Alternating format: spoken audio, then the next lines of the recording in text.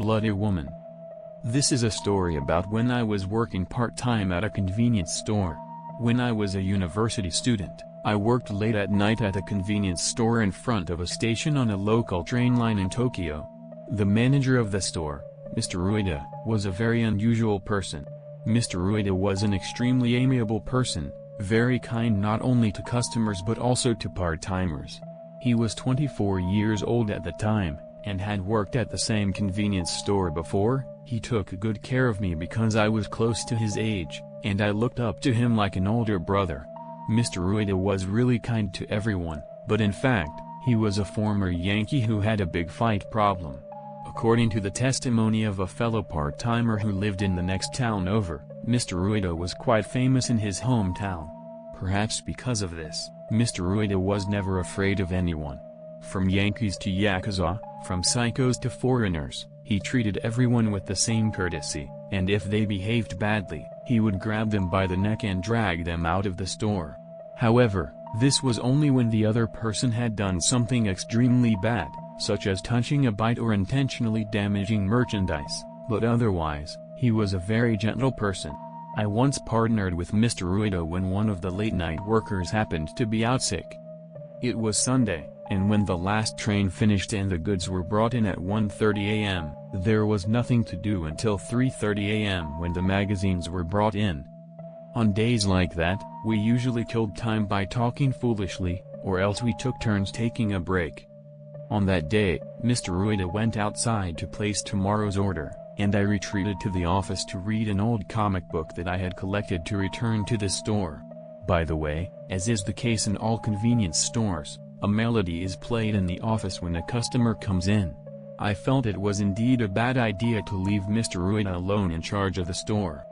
I thought it would be a bad idea to leave Mr. Ueda alone in charge of the store, so I decided to stand at least at the cash register when customers came in.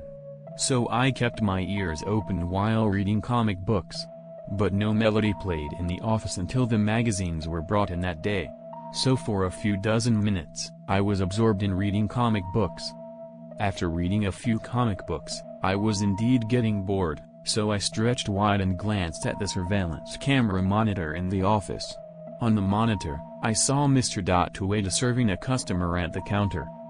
Thinking I had missed the melody, I hurried to leave the office, but then my eyes caught a strange glimpse of the image on the monitor. In addition to the originally not very clear images from the surveillance cameras, the images from the 5 cameras in the store were simultaneously displayed on separate monitors, and each one was so small that it was impossible to see the images clearly even if one approached them with one's face close to the screen. So I fiddled with a switch under the monitor to bring up on the monitor only the image in front of the cash register. The enlarged image showed a woman with blood all over her body staring at Mr. Ueda over the counter. At first I had no idea what it meant, and I racked my brains trying to figure out what was going on, but then I realized that it was an impossible image. First, there was no trace of blood at all from the entrance to where the woman was standing. The woman was bleeding so much that her clothes were stained red, so it was obviously strange that she had not gone to the floor and dripped. Second, the woman's head appeared to be missing. The woman's head was curved and indented like a biting bean jam bun, and there appeared to be a pool of what looked like a blood clot there. I tried to deny it many times, but I just couldn't believe that the woman was a living person. I was so upset by the impossible scene in the familiar store that I kept staring at the monitor with my mind completely blank. In front of the woman, Mr. Ueda stood with his arms crossed and stared back at her. I wonder if it was a few minutes or a few seconds. My mind went blank, and I couldn't quite tell the time, but suddenly, the arms of the bright red woman began to move. The arm pointed straight at the surveillance camera above the cash register, and then slowly turned her face toward the camera. I was watching the surveillance video in my office, and it seemed as if she was pointing at me. I could hardly see the woman's face because of her blood-stained hair, but I felt as if my eyes were locked with hers through the monitor.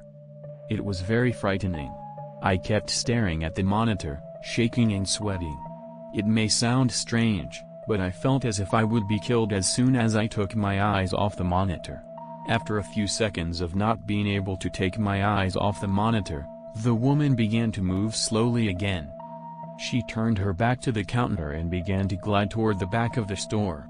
I wrote gliding, but in fact she was moving very slowly, as if she were a snail or a slug crawling along. Where was I headed? I was really only thinking that for a moment, and I soon realized that the woman was heading for the entrance to my office. The woman was heading for the entrance to the office.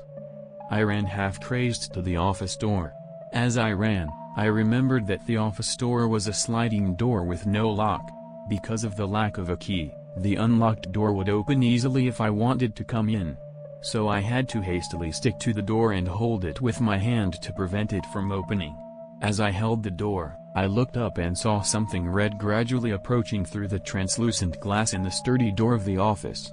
I became half-crazed again and held the door with all my might, even though no one had tried to open it yet. I could hear the wet sound of something being dragged gradually toward me, but there was no way that a useless college student like me, whose only selling point is inactivity, would have the physical strength to do it, and my arms began to tremble as I quickly ran out of strength before the attack on the door. Even so, I managed to put all my strength into my arms, which were beginning to go numb, and held the door. Suddenly, the door was opened by a tremendous force. I quickly sat up, covering my head and curling my body into a ball. My whole body was shaking with fear, and I felt tears and greasy sweat dripping from the tip of my nose onto the floor. I couldn't do it anymore. I was going to be killed. I was thinking like that in my head. But no matter how long I waited, nothing made me angry.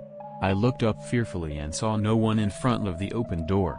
I staggered to my feet and left the office, checking the area carefully.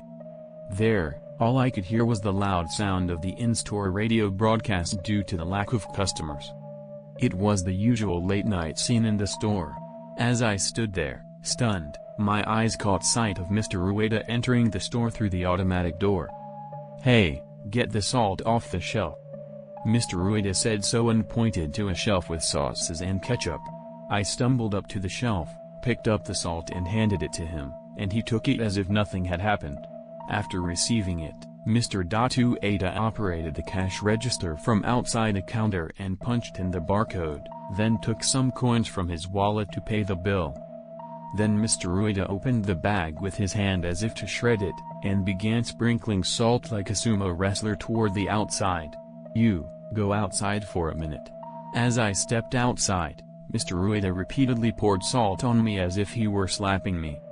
Then, when he had finished rolling a bag of salt, he said to himself, "I'm going to take a break," and went into his office. When I followed him into the office, he lit a cigarette and exhaled deeply. "Oh, what a surprise. I was surprised," he muttered as he finished his first cigarette. According to Mr. Rueda, he was working at the counter using the ordering terminal when he suddenly noticed the woman standing in front of him. When Mr. Rueda noticed that the woman was covered in blood, he thought she was seriously injured and rushed to speak to her. However, Mr. Rueda said with a laugh that he became suspicious of the woman, who did not respond to his calls, and upon taking a closer look, he realized for the first time that she was not a living person. Mr. Rueda, who is not afraid of anything, seemed to be unfazed by the sight of the ghost and was wondering what he should do after noticing it. The woman spoke to Mr. Rueda in a whispered voice while he was troubled. He said, "Will you come with me?" I thought I heard Mr. Rueda's thick voice saying that. At the same time, I heard a wet female voice in my head that sounded like it was coming from the water. When Mr. Rueda was told this, he replied in a deadpan manner, "I'm sorry, I'm at work," but as soon as he said that, he said, with a wrinkle between his brows, that he felt a tremendous maliciousness begin to flow from the woman. He said he thought, "This is a terrible thing that has caught my attention."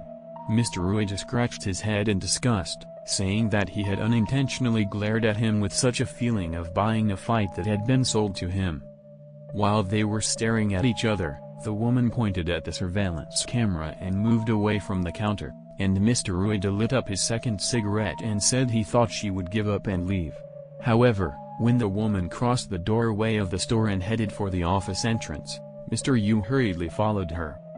When Mr. Rueda caught up with the woman, she said. If you don't make it, I'll take him.